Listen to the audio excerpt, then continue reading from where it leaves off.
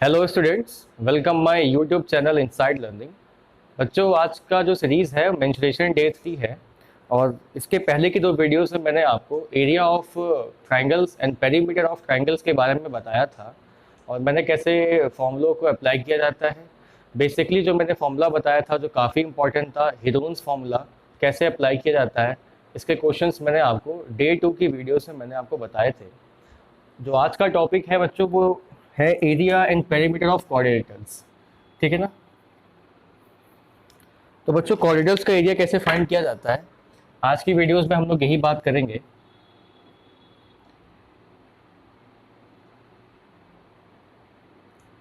ठीक है। तो आपने कई सारे क्वाड्रिलेटरल्स पढ़े होंगे, जैसे rhombus, square, trapezium, parallelogram, rectangle. तो इनका जो एरिया होता है वो बेसिकली फॉर्मूले पर डिपेंड होता है। बट अगर आपके पास कोई भी क्वाड्रिलेटरल ऐसा बना हुआ है, जैसे ये क्वाड्रिलेटरल है,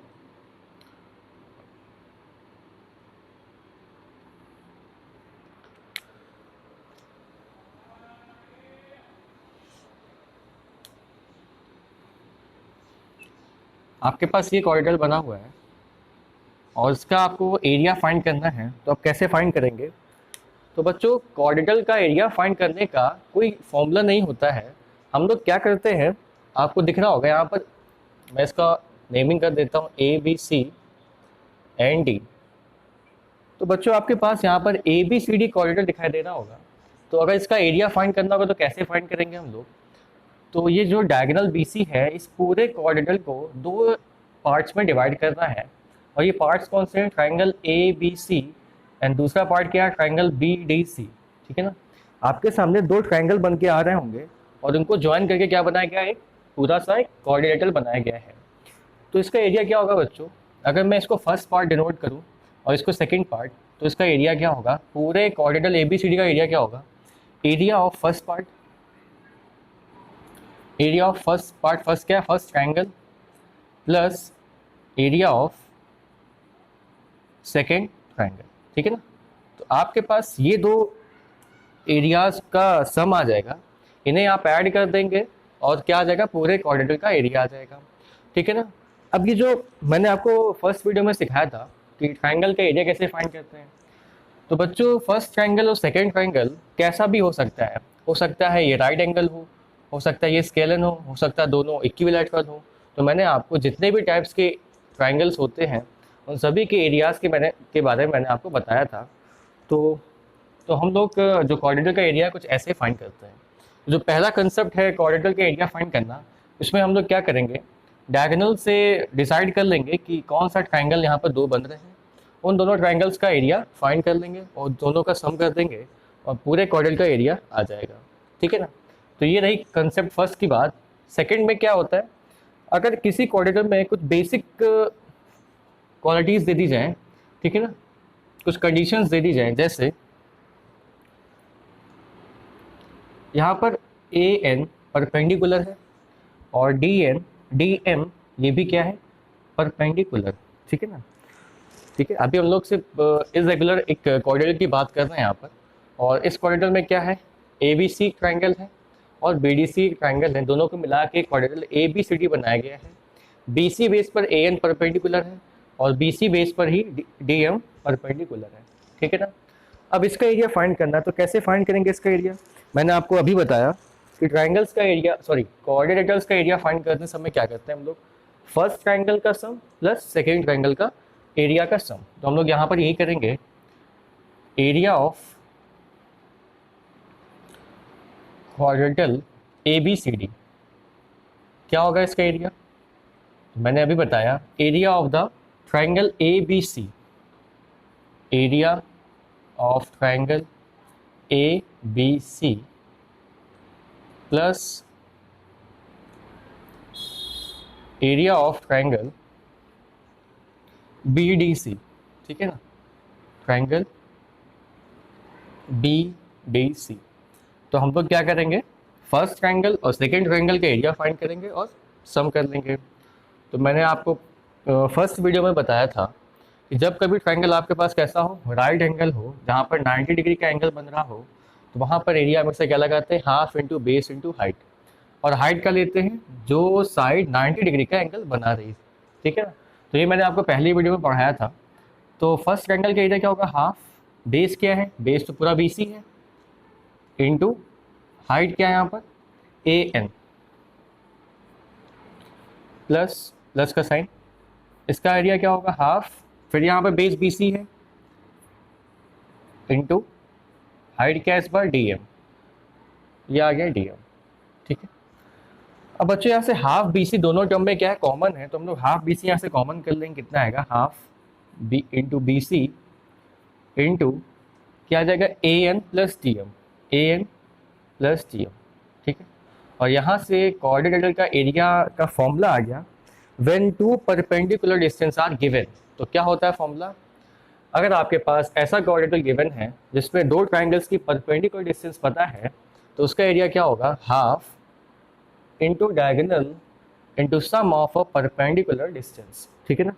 तो ये क्या आ जाएगा आपका एरिया आ जाएगा कोऑर्डिनेटर्स का when two perpendicular distance are given, क्या होगा formula half into diagonal into sum of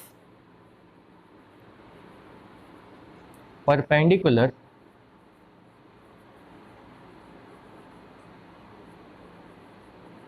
sides. ठीक है। तो ये रहा आपका area of a coordinator when two perpendicular distance are given. ठीक है। तो मैंने पहला कंसेप्ट क्या बताया, आप फर्स्ट और सेकंड ट्राइंगल्स का एरिया फाइंड करें, उसका सम करते हैं। ठीक है। और जो सेकंड कंसेप्ट बताया कोऑर्डिनेटर का, ये स्पेशल केस है जब दो परपेंडिकुलर डिस्टेंस यहाँ पर गिवन होंगी, तो उसका फॉर्मूला क्या लगा सकते हैं हम direct, half into diagonal, diagonal मतलब बेस जिस पर वो परपेंडिकुलर डिस्टेंस पड़ी होंगी, और सम ऑफ द परपेंडिकुलर साइड्स। तो ये फॉर्मूला हो गया कोऑर्डिनेटर्स का। ठीक है ना। हम लोग नेक्स्ट चलते हैं डिफरेंट टाइप्स ऑफ कोऑर्डिनेटर्स। जैसे पहला जो है स्क्वायर, हम लोग स्क्वायर की बात करेंगे।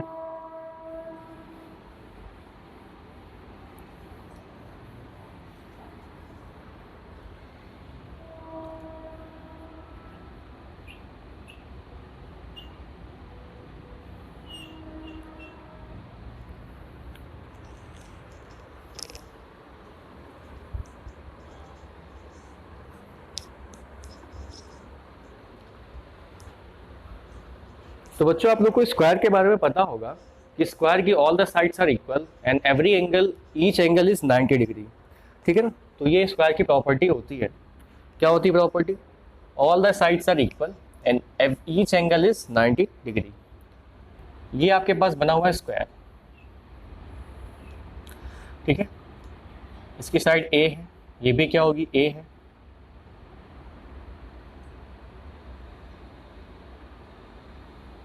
ये भी क्या है A होगी, और ये भी क्या होगी A होगी, क्योंकि स्क्वायर की ऑल द साइड्स आर क्या होती हैं इक्वल होती हैं।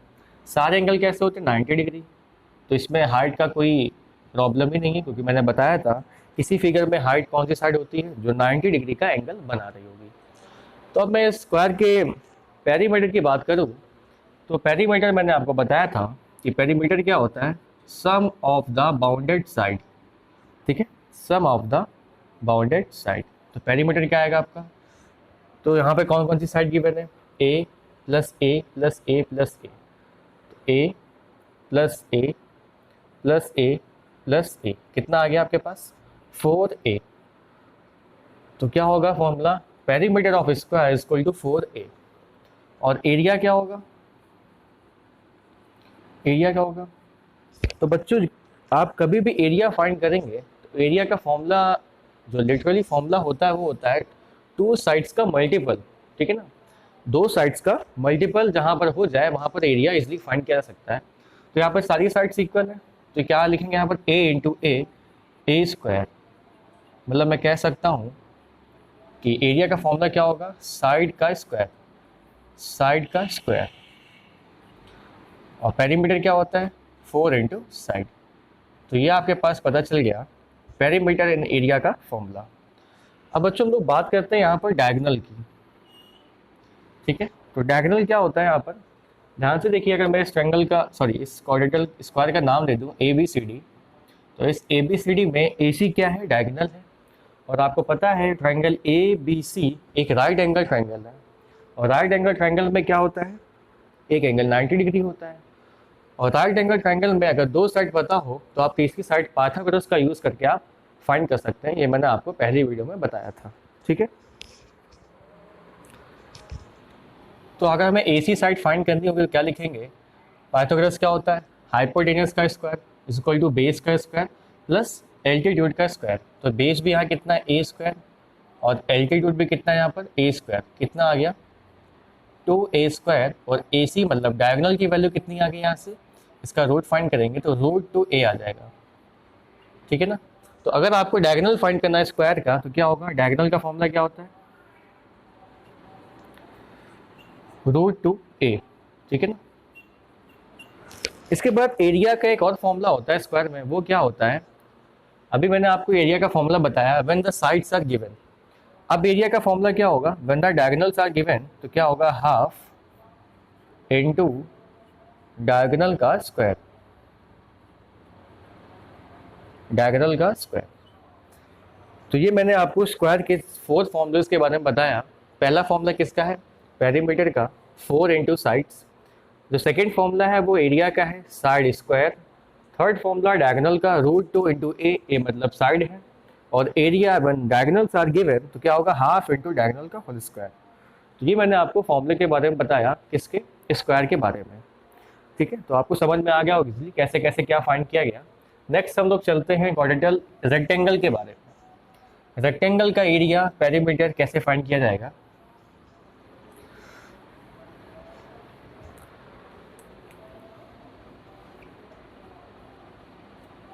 ये है रेक्टेंगल। तो बच्चों आप लोग को रेक्टेंगल के बारे में पता होगा, रेक्टेंगल की क्या होता है, opposite sides are equal and parallel and every angle is 90 degree, ठीक है ना। तो ये आपके सामने रेक्टेंगल बना है ABCD, ABCD, और इसमें ये साइड क्या होगी, लेंथ L, और ये क्या होगी, ब्रेथ। अगर ये ब्रेथ है तो ये भी ब्रेथ होगी, क्योंकि अब मैंने अभी बताया ये रेक्टेंगल में अपोजिट साइड क्या होती है, आपस में इक्वल है। और यहाँ पर AC क्या हो गया, डायगोनल हो गया, ठीक है। तो बच्चों हम लोग बात करते हैं पहले किसके, पेरीमीटर के बारे में। पेरीमीटर क्या होता है, ठीक है, मैंने कई बार बताया, perimeter is equal to sum of the bounded side. तो L plus B, L plus B plus L plus B, ठीक है ना। तो उसका फॉर्मूला क्या बन के आया, 2L प्लस B। तो पेरीमीटर ऑफ रेक्टेंगल क्या होता है, 2 ब्रैकेट के अंदर L प्लस B। L क्या है, लेंथ, एंड B क्या है, ब्रेथ। नेक्स्ट हम लोग आते हैं एरिया के बारे में। तो एरिया क्या होता है, मैंने अभी बताया, एरिया 2 साइड्स का मल्टीपल होता है। तो यहाँ पर 2 डिफरेंट साइड क्या है, L और B। एरिया क्या हो जाएगा, L इंटू B, ठीक है। डायगोनल क्या होगा यहाँ पर,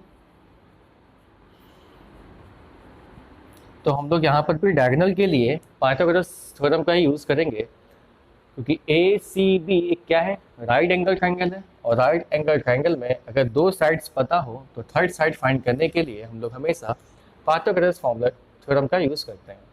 तो हम लोग क्या फाइंड करेंगे यहाँ पर, AC क्या है यहाँ पर, हाइपोटेनस, हाइपोटेनस का स्क्वायर इक्वल टू बेस का स्क्वायर प्लस परपेंडिकुलर का स्क्वायर। तो यहाँ से AC कितना आ जाएगा, रूट फाइंड कर लेंगे, तो अंडर रूट के अंदर L square plus B square. तो ये आ गया आपका डायगोनल ऑफ अ रेक्टेंगल, कितना आ गया, रूट के अंदर L square plus B square, ठीक है। तो ये रही बात किसकी, रेक्टेंगल के बारे में। रेक्टेंगल का पेरीमीटर क्या होता है, 2L plus B, where L is equal to length and B is equal to breadth. Area क्या होता है, L into B, and diagonal क्या होता है, रूट के अंदर L square plus B square, ठीक है। तो बच्चों मैं आपको बताने जा रहा हूँ पैरेललोग्राम के एरिया एंड पेरीमीटर के बारे में। तो बच्चों पैरेललोग्राम क्या होता है, पैरेललोग्राम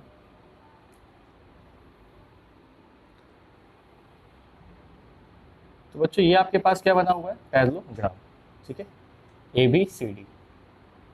तो इसकी आपको प्रॉपर्टीज पता होंगी, opposite sides are equal and parallel, ठीक है, और diagonals are bisect each other, ठीक है ना। तो ये इसकी प्रॉपर्टी है। अगर मैं इसको भी L लेट कर लूँ और इसको भी ब्रेथ लेट कर लूँ, तो पैरेललोग्राम का पेरीमीटर क्या होता है, 2L प्लस B। रेक्टेंगल के जैसा ही यहाँ पर पैरेललोग्राम का भी पेरीमीटर क्या होता है, 2L plus B। Sum of the bounded side करेंगे तो L plus B plus L plus B करेंगे तो कितना आ जाएगा, 2L प्लस B, ठीक है। तो ये पैरेललोग्राम का क्या हो गया, पेरीमीटर। एरिया की बात करें तो एरिया मैंने बताया था आपको, एरिया हमेशा क्या फाइंड करते हैं, कैसे लेट करते हैं, टू साइड्स का मल्टीपल। और यहाँ पर टू साइड्स क्या है, एल और बी, लेकिन एक साइड इसमें क्या होनी चाहिए, परपेंडिकुलर। ठीक है ना, जैसे मैंने बताया था ट्राइंगल का एरिया क्या होता है, half into base into height. तो यहाँ पर कोई भी साइड हाइट नहीं है, क्योंकि कोई भी साइड यहाँ पर 90 डिग्री का एंगल नहीं बना रही है, तो हम लोग क्या लिखेंगे, एरिया। तो पैरेललोग्राम का एरिया फाइंड करने के लिए आपके पास हाइट पता होनी चाहिए आपको। ठीक है, यहाँ पर ए एन क्या है, हाइट। तो पैरेललोग्राम का एरिया क्या होगा, बेस इंटू हाइट।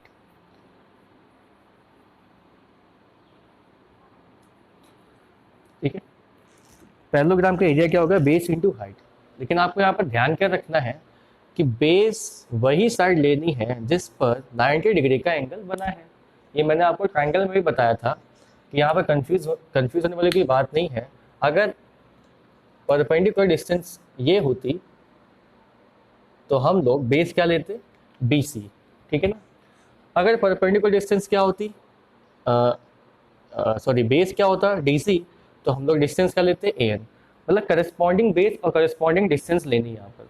ठीक है, तो ये पैरेललोग्राम का एरिया क्या होगा, बेस इंटू हाइट। ठीक है ना बच्चों, इसी फिगर पे एक कंसेप्ट समझते हैं हम लोग।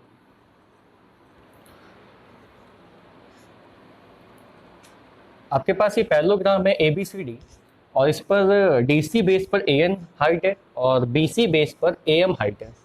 ठीक है ना, तो बच्चों अगर हम एरिया का फॉर्मूला लगाएं, फर्स्ट टाइम एरिया का फॉर्मूला क्या लगाएंगे, बेस इंटू हाइट, मैंने अभी बताया। तो बेस क्या लेंगे, डी सी, इंटू हाइट क्या लेंगे, ए एम। ठीक है ना, और एरिया का फॉर्मूला फिर से लगाएं, क्योंकि पूरे फिगर का एरिया आप किसी भी फॉर्मूले से निकालिए। इस बार मैंने क्या किया, साइड बी सी को बेस लेट कर लिया और उसके करस्पॉन्डिंग हाइट कितनी थी, ए एम। ठीक है ना, तो बच्चों ये दोनों एरिया क्या होगा, आपस में सेम होगा, क्योंकि ये एक ही फिगर का एरिया है। आप एक फिगर का एरिया किसी भी फॉर्मूले से फाइंड करें, एरिया क्या आएगा, हमेशा सेम आएगा। तो यहाँ से कुछ कंक्लूजन आता है, वो क्या है, D C into A N is equal to B C into A M. ठीक है, तो क्या कंक्लूजन है, बेस मतलब B one into H one is equal to B two into H two. ठीक है ना, तो ये कंक्लूज़न आप याद रखिएगा, काफ़ी इंपॉर्टेंट है। इस कंक्लूज़न के बेस पर काफ़ी सारे क्वेश्चन आपकी एक्सरसाइज पर होंगे। ठीक है ना, तो क्या बताया, अगर पैरेललोग्राम के में दो हाइट्स गिवन है तो उस समय आप इस कंक्लूज़न का इस्तेमाल कर सकते हैं। क्या है, B one into H one is equal to B two into H two. ठीक है, इसमें क्या क्वेश्चन होगा, आपके पास बी वन गिवन होगा, बी टू गिवन होगा, एच टू गिवन होगा, एच वन फाइंड करना होगा, या आपके पास इस चार पॉइंट्स में से कोई 3 पॉइंट्स गिवन होगा और एक फाइंड करना होगा। ठीक है ना, तो ये रहा पैरेललोग्राम का एरिया एंड पेरीमीटर, और ये जो कंक्लूजन मैंने फाइंड करके आपको दिखाया है ये काफ़ी इंपॉर्टेंट है। ठीक है, तो आज की डे 3 की वीडियोस में इतना ही। इसके बाद कुछ कोऑर्डिनेटर्स बचे हुए हैं, जैसे ट्रेपीजियम में कैसे एरिया फाइंड करना है। ठीक है, तो ये मैं आपको नेक्स्ट वीडियो में बताऊँगा। Thanks for watching this video.